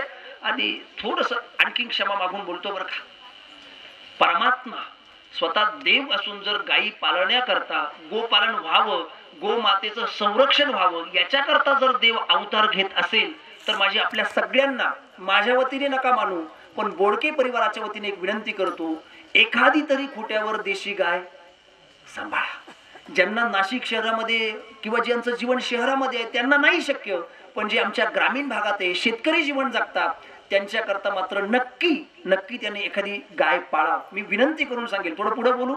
अलीकडे शहरातली लोक कुत्री पाळताना दिसतात. इतक्या VIP गाड्यांमधून ती कुत्री दिसतात. त्यांना माणसापेक्षा जास्त त्यांची काळजी घेतली जाते. नको ते पदार्थ त्यांना खायला दिले जातात. मी थोडं शास्त्रचिंतनाने बोलू. आत्ताच्या काळामध्ये कुत्र्यावर एवढं प्रेम असणं याचा अर्थ ती पुढच्या जन्माची तयारी. कळलं का तुम्हाला?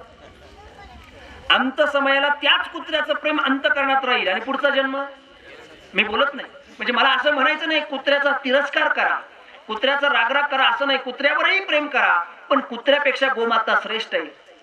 भागवतामध्ये चिंतन आलेलं आहे. ऐका, गोमातेची सेवा केली तर पुण्यच आहे, पाप नाही, ती वायाला जात नाही. आणि भागवतातलं दुसरं वाक्य असं सांगितलं, गोमातेची सेवा झाली तर अपकालीन येणारा मृत्यू हा मात्र आपला टळतो. ऐका, अपकालीन येणारा मृत्यू आहे, मध्यावधीमध्ये येणारा मृत्यू आहे, तो मात्र मृत्यू आपला टळतो. म्हणून गोमातेची सेवा सर्वश्रेष्ठ आहे. भगवान परमात्मा अवताराला आले, गोपाळ झाले, आता मात्र जायचंय. पण यशोदा मैया मात्र रडायला लागली. कृष्णा, सकाळपासून तू आता गायींना घेऊन जाणार, रानामध्ये जाणार आणि कधी येणार? संध्याकाळी येणार. सकाळपासून संध्याकाळपर्यंत जाणार. एवढा वियोग तुझा आणि माझा होणार, मला करमणार नाही रे. भागवतात चिंतन गोड आहे.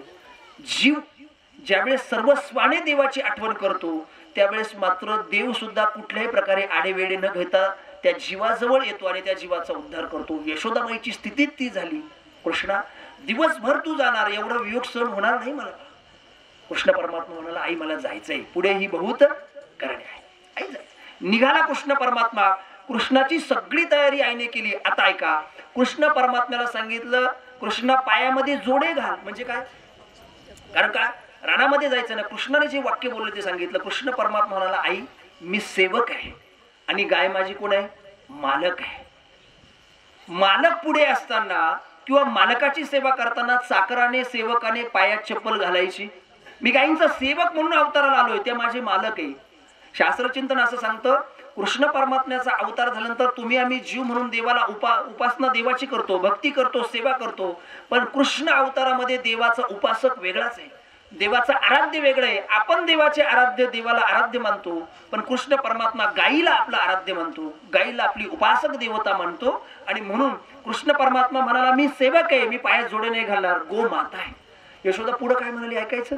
यशोदा म्हणाली, कृष्ण अरे गाय तर सामान्य पशु आहे. काय म्हणाली? गाय काय आहे? सामान्य पशु आहे. कृष्ण परमात्मा म्हणाला, आई असं परत कधीच बोलू नको, गाय सामान्य पशु नाहीये, गाय आमची माता आहे, गाय सर्वश्रेष्ठ गोमाता आहे आणि तिच्यामुळेच मी अवताराला आलो. त्यामुळे कृष्ण परमात्मा म्हणाला, आई मी आता जाणार. ऐका, कृष्ण परमात्मा गोकुळामध्ये जोपर्यंत होते तोपर्यंत कृष्ण परमात्म्याने 4 गोष्टींवर नेहमी संयम ठेवला. 4 गोष्टी ऐकून ठेवा, 4 गोष्टी.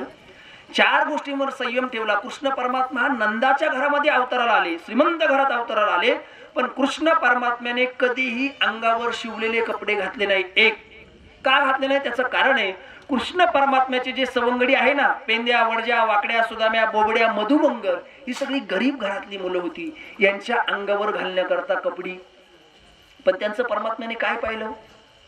पाहता गोवळी खाय त्यांची, अरे उष्ट खावा पण एकच करायचे ते, करीती नामाचे चिंतन, घडी काढोबाचे ध्यान. फक्त कृष्ण परमात्मा त्यांच्या जीवनात होता, म्हणून पहिला संयम पाळला, कधीही कपडे त्यांनी घातले नाही.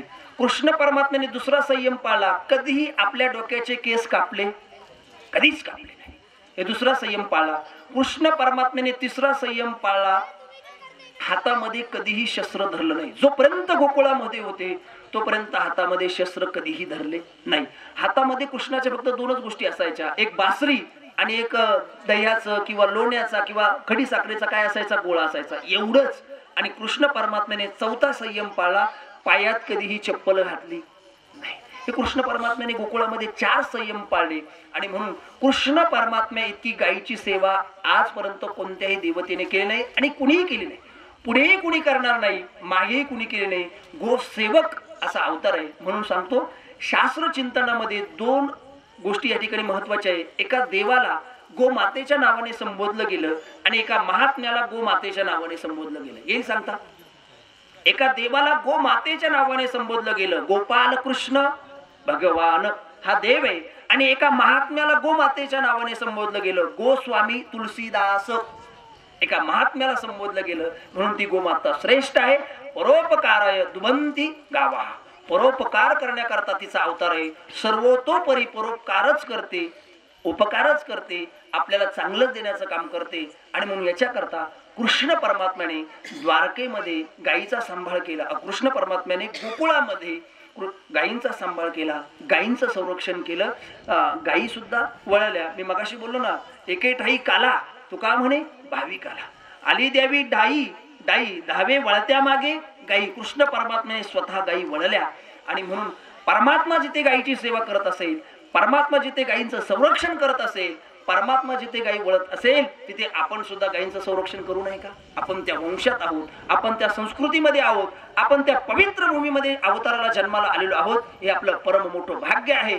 आणि म्हणून या ठिकाणी माणिकराव भीमराव पाटील बोडके यांनी जो आपल्या गायीच्या डोहाळे जेवणाचा कार्यक्रम या ठिकाणी संपन्न केला, तो अतिशय मनापासून आगळा आणि वेगळ्या स्वरूपाचा कार्यक्रम आहे. या कार्यक्रमाचं पूर्ण शूटिंग आणि चित्रीकरण ज्यांनी केलं ते आमचे बालाजी चॅनलवाले, त्यांना सुद्धा मनापासून धन्यवाद देईल. परिवाराच्या वतीने, सर्व नातेवाईक, आप्तेष्ट, माता भगिनी, पुरुष बांधव, वारकरी वैष्णव सगळ्यांच्या वतीने मी त्यांना मनापासून एक प्रार्थना करेल, तुम्ही आजपर्यंत अनेक कार्यक्रमांचं चित्रीकरण चांगलं केलं, याही कार्यक्रमाचं चित्रीकरण खूप सुंदर केलं असेल, पण ह्या कार्यक्रमाची प्रसिद्धी करताना मात्र तुम्ही अतिशय मनापासून करा. जास्तीत जास्त लोकांपर्यंत हा कार्यक्रम जाईल आणि त्यांच्याही मनावर एक चांगला परिणाम होईल. त्या परिणामाच्या माध्यमातून मनात जर बदल घडला तर त्यांची सुद्धा मनातली इच्छा व्हावी, चला आपण सुद्धा यांचं बघून एखादी गाय सांभाळावी. आणि म्हणून आज या कार्यक्रमातून जर तुम्ही काय घेऊन जात असाल तर एवढंच घेऊन जा, या बोडके परिवाराने देशी गायीवर जे प्रेम केलं, आपल्या भाषेमध्ये बोलतो गावठी गायीवर जे प्रेम केलं, ते प्रेम आपण करा. एक दुसरी गोष्ट, आपण शेतकरी असाल तर एखादी गाय पाळा. आपली ऐपत आहे तेवढी, काहीच लागत नाही हो. बरं देशी गायीचा विचार करा, गावठी गायीचा विचार करा. यांचा विचार करताना यांना जास्त खायला लागत नाही. लागतं का? नाही, थोडंसं लागतं. जागाही थोडी लागती. बरं या गायींच्या अंगी अंगभूतच स्वच्छता खूप आहे. तुम्ही चांगलं बघा.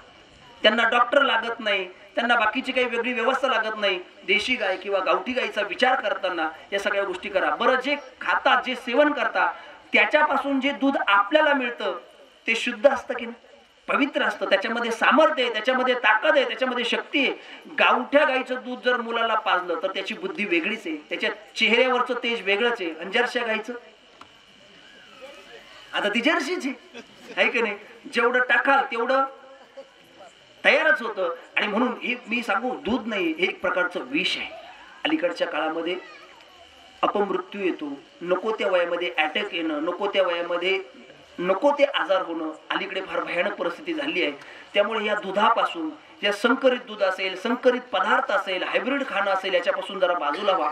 या परिवाराचा उद्देशच तो आहे. त्यांनी मला आल्या सांगितलं, महाराज आमची भावनाच एवढी आहे, ह्या कार्यक्रमाच्या माध्यमातून आम्हाला एवढंच वाटतं, याची जनजागृती व्हावी, याचा प्रचार आणि प्रसार व्हावा, गोमाता प्रत्येकाने सांभाळावी, शुद्ध दूध आपल्या शरीराच्या स्वास्थ्याकरता फार महत्वाचं आहे, तेच घ्यावं. आणि म्हणून त्याच्याकरता या परिवाराने एक आध्यात्मिक भावनाही ठेवली आणि एक व्यावहारिक भावना सुद्धा ठेवली. व्यावहारिक भावनेतून विचार करायचा झाला तर त्यांच्या घरामध्ये मुलगी नाहीये, मुलगी नाही ना, म्हणून त्यांनी देशी गाईलाच आपली गाय मानली आणि आपल्या गाईचं नाव मीरा ठेवलं. ज्या मीराबाईनं आयुष्यभर कुणाची सेवा केली? मीराबाईने कुणाची सेवा केली? गोपाल कृष्णाची सेवा केली. आता पुढे विचारतो, गोपाल कृष्णाने कुणाची सेवा केली? गायीची सेवा केली. आणि म्हणून तो जो अवतार आहे तो ब्राह्मण प्रतिपालक असा अवतार आहे. म्हणून जर भगवान परमात्मा गायीची सेवा करतो तर आपण सुद्धा गायीची सेवा करा आणि आपला परिवार स्वस्थ आणि सुखी कसा राहील, निरोगी कसा राहील, याच्याकडे आपण लक्ष देण्याची गरज आहे. म्हणून पुन्हा एकदा माणिकराव भीमराव पाटील बोडके, त्यांच्या सुविद्य पत्नी सविताताई माणिकराव बोडके आणि त्यांची 2 मुलं मला असं वाटतं प्रतीक आणि जय, याच्यामध्ये दोघंही मुलं गायींची खूप चांगल्या पद्धतीने जोपासना घेतात, काळजी घेतात, संरक्षण त्या गायींचं करतात. खूप जीव त्यांचा त्या गायींबरोबर आहे. मी सांगू, नुसता जीव नाही, ते गायींना पशु म्हणून सांभाळत नाही. पुढे बोलतो, गायींना परिवारातले सदस्य म्हणून पाळतात, गायींना सदस्य म्हणून ते जोपासतात. एवढी माया प्रेम त्या गायींवर आहे आणि म्हणून त्या प्रेमाचा परिपाक म्हणून आजचा हा कार्यक्रम या ठिकाणी संपन्न होतोय. डोहाळे जेवण आहे आणि डोहाळ्याचा कार्यक्रम या ठिकाणी पूर्ण झालाय. एक आध्यात्मिक भावनेतून प्रवचन व्हावं आणि या भावनेतून या ठिकाणी प्रवचन सेवा त्यांच्या वतीने आज माझ्या वाट्याला आली. मी थोडंसं माझं परमभाग्य समजतो. इतर सेवा करणं सोपं जातं. 10वं श्राद्ध, सप्त्यातलं कीर्तन, पुण्यतिथीचं कीर्तन, वेगळं असे अनेक कार्यक्रम करतो. पण आज जीवनामध्ये आमच्या सुद्धा, मी माझं स्वतःचं जीवन भाग्य समजेल की आज ह्या आगळ्या आणि वेगळ्या कार्यक्रमाचं जे निमित्त झालं त्या बोडके परिवाराच्या वतीने आम्हाला सुद्धा गोसेवा करण्याची संधी मिळाली. त्याच्या माध्यमातून मी सांगू का, ग्रंथ चालण्याचा योग आला, थोडा मोठ्यांना विचारण्याचा थोडीशी मला वेळ मिळाला. सांगा, गोमातेचं महत्त्व मलाही कळू द्या, किंवा ग्रंथ थोडंसं चालले, त्याचा अभ्यास करण्याची वेळ आली, चिंतन करण्याची वेळ आली. नाहीतर एरवी कीर्तन करता. आणि खरं सांगू का, आज महत्वाची गोष्ट आहे, कीर्तनकाराने सुद्धा अभ्यासपूर्णच वक्तव्य करावं, कीर्तनकाराने सुद्धा बोलताना अभ्यासपूर्णच बोलावं. जे अभंग बसले तेवढ्यावर न बोलता नवीन सांगावं, काहीतरी वेगळं समाजासमोर जाईल. आज मी स्वतःचा अनुभव सांगतो. दत्तात्रयांचा आणि अनुसयाचं एवढंच माहित होतं, फक्त अनुसयाचे पुत्र कोण आहे? दत्तात्रय भगवान आहे, एवढंच. पण दत्तात्रयांच्या बाबतीत अनुसयेचं आणि दत्तात्रयांचं असं नातं आहे, किंवा जे 4 कुत्रे त्यांचं स्वरूप माहित नाही पडालं, ती जी गाय आहे ती गाय नाही तर ती कोण आहे? अनुसया माई आहे. हे नातं जे आहे हे सुद्धा मला चिंतनामुळे किंवा अभ्यासामुळे मिळालं ना, हे तुम्हाला ऐकायला मिळालं. एक वेगळं समाजापर्यंत जावं हाच उदात्त हेतू या बोडके परिवाराने ठेवला. म्हणून मनापासून आपल्या सगळ्यांच्या वतीने बोडके परिवाराला धन्यवाद देतो, त्यांच्या चरणावरती नतमस्तक होतो. जाता जाता पंढरीच्या पांडुरंगा चरणी, गोपाळ कृष्ण भगवंताच्या चरणी आणि गोमातेच्या चरणी एकच प्रार्थना करतो, या परिवाराकडून एक वेळेस देवाची सेवा चुकली चालेल, संतांची सेवा चुकली चालेल, अतिथीची सेवा चुकली तरी चालेल, पण गोमातेची सेवा अखंडपणे अव्याहतपणे करून घ्यावी, एवढीच एक प्रार्थना पांडुरंगाच्या चरणी आपल्या सगळ्यांच्या वतीने करतो, भगवान कृष्ण परमात्म्याच्या चरणाशी करतो. आणि सेवेला या ठिकाणी पूर्णविराम देत असताना परत एकदा आपल्या सगळ्यांचे मनापासून आभार मानतो. आज सेवेकरता आमचे परमार्थातले अत्यंत संप्रदायाचे अनन्य उपासक आणि अनन्य सेवक म्हणून ज्यांच्याकडे आम्ही पाहतो, हरिभक्त परायण पांडुरंग पाटील गडकरी शिवणेकर काका ह्या ठिकाणी उपस्थित आहेत, त्यांचे मनापासून मी धन्यवाद व्यक्त करतो. आमच्या कुरडगावचे सरपंच, आमचे जिवलक हृदयस्थ, त्यांची सुद्धा राजकारणाबरोबर समाजकारण आणि अध्यात्मामध्ये खूप चांगली साथ आम्हाला त्या परिसरामध्ये नेहमी मिळते. कोणती अडीअडचण असू द्या, नेहमी हाकेला उभे असतात. हे खूप चांगलं नेतृत्व आमच्या कुरडगावकरांनी त्यांच्या हातामध्ये सोपवलेलं आहे. नेतृत्व तर आहेच, दातृत्व आहे आणि कर्तृत्व सुद्धा खूप चांगलं आहे. वय कमी आहे, पण कमी वयामध्ये चांगल्या पद्धतीने त्यांनी झेप घेतलेली आहे. असे असणारे आमचे मारुतीराया, आम्ही त्यांना मारुतीराया नाही म्हणत, हनुमंतराय म्हणतो, कारण जिथे जातील तिथे यशच आहे. त्यांना कुठेही जा, यश आहे म्हणजे आहे. सप्ताहाचं नियोजन सुंदर पद्धतीने करावं, चांगल्या पद्धतीने समाजकारणात भाग घ्यावा, असे तेही या ठिकाणी उपस्थित आहेत. कुरनोलीचे आमचे संदीप भाऊ आलेले आहेत, त्यांच्याही मनापासून धन्यवाद व्यक्त करतो. अनेक शिकलेली सुजान सुशिक्षित मंडळी या ठिकाणी उपस्थित आहेत, त्यांच्याही मनापासून धन्यवाद व्यक्त करतो. पुन्हा एकदा मी श्री बालाजी चॅनलवाले यांचं नाव मला विदित नाहीये, परंतु चॅनलचे सुद्धा मी मनापासून आभार व्यक्त करतो. पण मी केलेली विनंती तुम्ही नक्की मान्य कराल अशी मला खात्री आहे, कारण तुमच्या चॅनलवरती अगोदर आमच्या कीर्तन सेवा गेलेल्या आहेत. अगोदर साई लीला आहे, आता नंतर त्याचं नामकरण श्री बालाजी आहे. परंतु हा कार्यक्रम मात्र त्यांनी मला सांगितलं जवळजवळ 6 जिल्ह्यांमध्ये जाणार आहे. किती? 6 जिल्ह्यांमध्ये बोडके परिवाराने केलेलं हे कर्तृत्व, हे कार्य खूप चांगलं आहे. खूप आगळ्या वेगळ्या स्वरूपाचं कार्य आहे. मला आमचे सरपंच आदरणीय रावसाहेब पाटील गोळ्यांचा फोन आला. ते म्हणाले, महाराज, त्यांनी एक वाक्य खूप गोड वापरलं, जोपर्यंत या पृथ्वीवरती माणिकराव पाटील बोडकेंसारखी माणसं आहेत तोपर्यंत ह्या सृष्टीला भीती नाही, तोपर्यंत धर्माला भीती नाही, तोपर्यंत सत्याला भीती नाही. गोसेवक ही मंडळी सगळी आहे. त्यामुळे अशा खूप चांगल्या प्रतिक्रिया आज दिवसभर सगळ्यांच्याकडून मिळाल्या. या कार्यक्रमाची सांगता होत असताना या गाईचं नामकरण जे आहे ते मीरा आहे. आपण त्या मीरा या गोमातेसाठी सुद्धा खूप चांगली प्रार्थना गोपाळ कृष्ण परमात्म्याकडे, पांडुरंगाकडे करूया. 7 महिने भगवंताच्या कृपेने तिचे पूर्ण झाले, 9 महिने 9 दिवस पूर्ण व्हावे आणि यथोचित व्यवस्थित तिचा प्रसूत काळ व्हावा आणि ती प्रसूत व्हावी, सुखरूप राहावी, हाच निरोप माणिकरावांकडून आपल्याला सगळ्यांना यावा, एवढी अपेक्षा आणि प्रार्थना परमात्म्याच्या चरणी करतो. वेळ भरपूर झालेली आहे, आपली सगळ्यांची क्षमा याचना व्यक्त करतो. झालेली सेवा आपल्या चरणाशी, गोमातेच्या चरणाशी, माझ्या गुरुवरांच्या चरणाशी समर्पित करून सेवेला पूर्णविराम. विठ्ठल विठ्ठल कुंडलिक वरदा हरी विठ्ठल श्री ज्ञानदेव पंढरीनाथ भगवान की जय. माऊली ज्ञानेश्वर महाराज की, गोपाल कृष्ण भगवान की, गो माते की, गो माते की, पार्वती पते हर हर. फलंती वृक्षा परोपकाराय दुभंती गावा, परोपकाराय वहंती नद्या. खऱ्या अर्थानं परोपकारा करतात असणारी ही गोमाता आज खऱ्या अर्थानं आज या आगळ्या आणि वेगळ्या कार्यक्रमानिमित्त आपण सर्वजण या ठिकाणी उपस्थित झालात.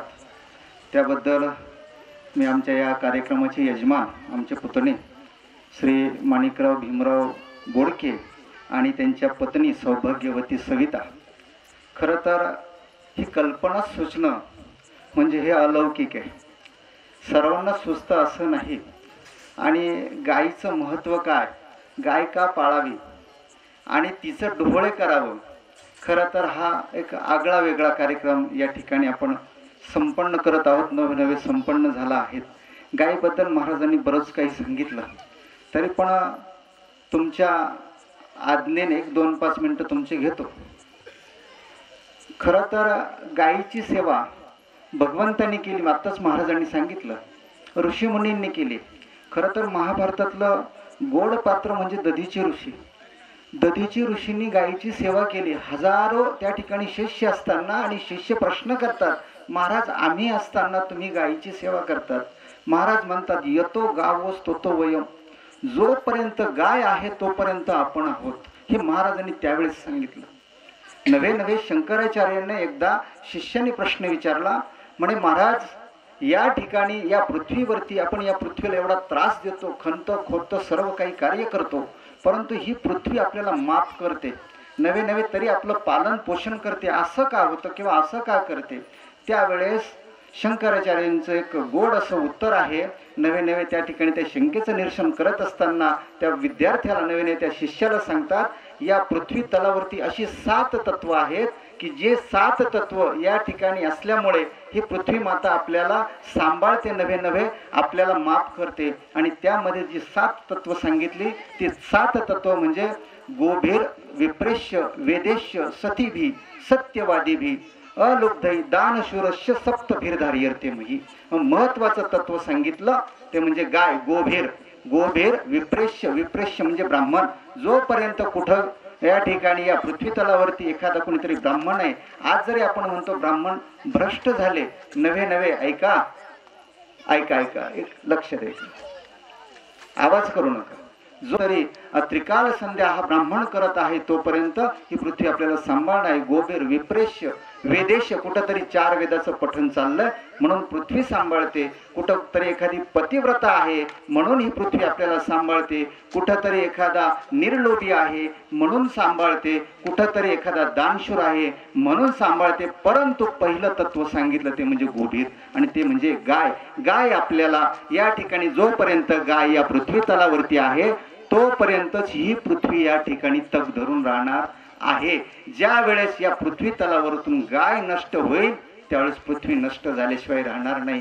सांगतो ऐका, आपण शेतकरी वंशातले सर्वजण आपण आहोत. ऐका, काय झालं माहितीये का, पहिली हरित क्रांती कुठं झाली माहितीये का आपल्याला? हरित क्रांतीला सुरुवात कुठं झाली? उत्तर भारतामध्ये झाली, पंजाब हरियाणा राज्यापासून. आणि त्या पंजाब हरियाणामध्ये काय झालं माहितीये का, आपण रसायनाचा वापर करायला लागलो, रासायनिक खतं, रासायनिक औषधं वापरायला लागलो. आणि त्यामुळं काय झालं माहिती का, गायीचा वापर कमी झाला. नवे नवे गायीचं गोमूत्र, शेण त्या शेतीमध्ये कमी पडायला लागलं. त्याचा परिणाम असा झाला की अनेक रोग त्या ठिकाणी त्या लोकांना व्हायला लागले. नवे नवे कॅन्सरची ट्रेन तिथून निघायला लागली. कशामुळे झालं? फक्त आणि फक्त गायीचं गोमूत्र, शेण कमी झालं. आणि काय झालं, आपण त्या ठिकाणी रासायनिक त्या ठिकाणी वापर करायला लागलो. तोच वापर आपल्याकडे नंतर झाला. आज त्या पंजाब आणि हरियाणामधून ट्रेन निघतात कॅन्सरच्या. आजही आपल्या सर्व लोकांच्या किमान 10 कुटुंब मिळून एक तरी कॅन्सरचा पेशंट असतो आणि आहेच. आलं का लक्षात? परिणाम काय? फक्त आपण रसायन वापरायला लागलो, गायीला बाजूला केलं. आणि महाराजांना मी म्हटलं, सांगणाराकडे कमीत कमी एखादी गाय पाहिजे. आमचं मग चर्चा झाली, सांगणाराने तरी एखादी पाळली पाहिजे. कुठंतरी कोणाला दान दिली पाहिजे. दान कोणाला द्यायची? आता ब्राह्मणच राहतो 3ऱ्या मजल्यावरती, कोणाला ब्राह्मणाला कशी दान द्यायची? बरोबर आहे की नाही? पण ऐका, या ठिकाणी वर्णाचा ब्राह्मणने सांगितला, कर्माचा सांगितला. मग जो खरोखर पाळू शकतो त्याला दान द्या, आणि त्यांनी ती पाळली पाहिजे आणि ती सेवा घडली पाहिजे. आवत ते तर जाऊ द्या, ज्यावेळेस मेल्यानंतर ज्यावेळेस या आत्म्याचा प्रवास सुरू होतो ना, त्यावेळेस मध्ये जे एक नदी लागते तिचं नाव वैतरणी नदी. आणि त्या वैतरणी नदी पार करण्याकरता ज्यांनी गोसेवा केलेली असेल तिथं ती कामधेनू त्या जीवाला शेपटी देते आणि पलीकडे त्या नरक यत्नातून पलीकडे जाण्याकरता मार्ग दाखवते. नवे नवे ती नदी पार करते. ती कोण करते? फक्त गाय करते. आणि म्हणून आपण कमीत कमी तेवढ्याकरता तरी गायची सेवा केली पाहिजे, त्याच्याकरता गाय पाळली पाहिजे. आणि या ठिकाणी मला खूप आनंद वाटतो की आमच्या माणिकराव, आमचे पुतणे लागतात ते, त्यांनी सुंदर असा या ठिकाणी हा कार्यक्रम नियोजित केला. खरं तर हा आगळा आणि वेगळा कार्यक्रम महाराज, मी तर म्हणतो हा पहिलाच कार्यक्रम असेल. आणि आज या ठिकाणी त्या कार्यक्रमाच्या निमित्ताने एक अभ्यासू व्यक्तिमत्व अर्थात परमश्रद्धेय परम आदरणीय श्री हरिभक्तीपरायण योगेशजी महाराज गायकवाड या ठिकाणी खूप अभ्यासाच्या माध्यमातून त्यांनी या ठिकाणी सुंदर असं चिंतन या ठिकाणी मांडलं. महाराज, मी आपल्या या बोडके परिवाराच्या वतीने, नवे नवे उपस्थित सर्व भाविकांच्या वतीने आपले सहर्ष असे स्वागत करतो आणि आभारही मानतो. आज या कार्यक्रमाला परिसरातून उपस्थित असलेले आपण सर्वजण, पैकी असणारे आमचे पांडुरंग पाटील गडकरी आहेत, त्याचबरोबर संदीप भाऊ संधान आहेत, प्रकाश भाऊ आहेत, त्याचबरोबर सुभाष भाऊ आहे, नवे नवे सर्व आपतेष्ट सर्वांचं मी या ठिकाणी नामोल्लेख करू शकतो, पण वेळेअभावी आपल्या सर्वांचं या ठिकाणी आभार मानतो. आणि विशेष आभार आमच्या साहिलीला, आणि आता त्याचं नामकरण झालं ते बालाजी, श्री बालाजी चॅनल. खऱ्या अर्थाने आमचा खूप जुना असा परिचय आहे. आध्यात्मिक क्षेत्रातील खूप उत्तुंग असं कार्य त्यांच्या माध्यमातून घडतं. 6 जिल्ह्यांमध्ये, नवे नवे परदेशांमध्ये सुद्धा या कार्यक्रमाचं प्रक्षेपण केलं जातं. आणि हा कार्यक्रम जो आहे तर अनेकांना प्रेरणा देईल तो फक्त यांच्या माध्यमातून. जरी आज या ठिकाणी कार्यक्रम झाला असता, इथंच या ठिकाणी समाप्त झाला असता, 4-8 दिवस लोकांच्या आठवणीत राहिला असता, परंतु या चॅनलच्या माध्यमातून सर्वांपर्यंत हा कार्यक्रम पोहोचेल आणि या कार्यक्रमाच्या माध्यमातून 4-2 जणांनी जरी गायीची सेवा केली तर मला वाटतं कार्यक्रमाची ती फलश्रुती आहे आणि त्या माध्यमातून आपले या ठिकाणी विशेष आभार मानतो, सर्वांचे या ठिकाणी आभार मानतो, महाराजांचे पुनश्च एकदा आभार मानतो. यानंतर महाप्रसादाचा कार्यक्रम या ठिकाणी होईल. सर्वांनी महाप्रसादाची या ठिकाणी घ्यावा आणि आपल्या सर्वांच्या उपस्थितीत पुनश्च एकदा आपल्या सर्वांचे आभार मानतो. थांबतो. रामकृष्ण हरी. पुंडलिक वरदा हरी विठ्ठल ज्ञानदेव तुका पंढरीनाथ भगवान की, माऊली ज्ञानेश्वर भगवान की, श्री गुरु निवृत्तीनाथ महाराज की जय. विठाल.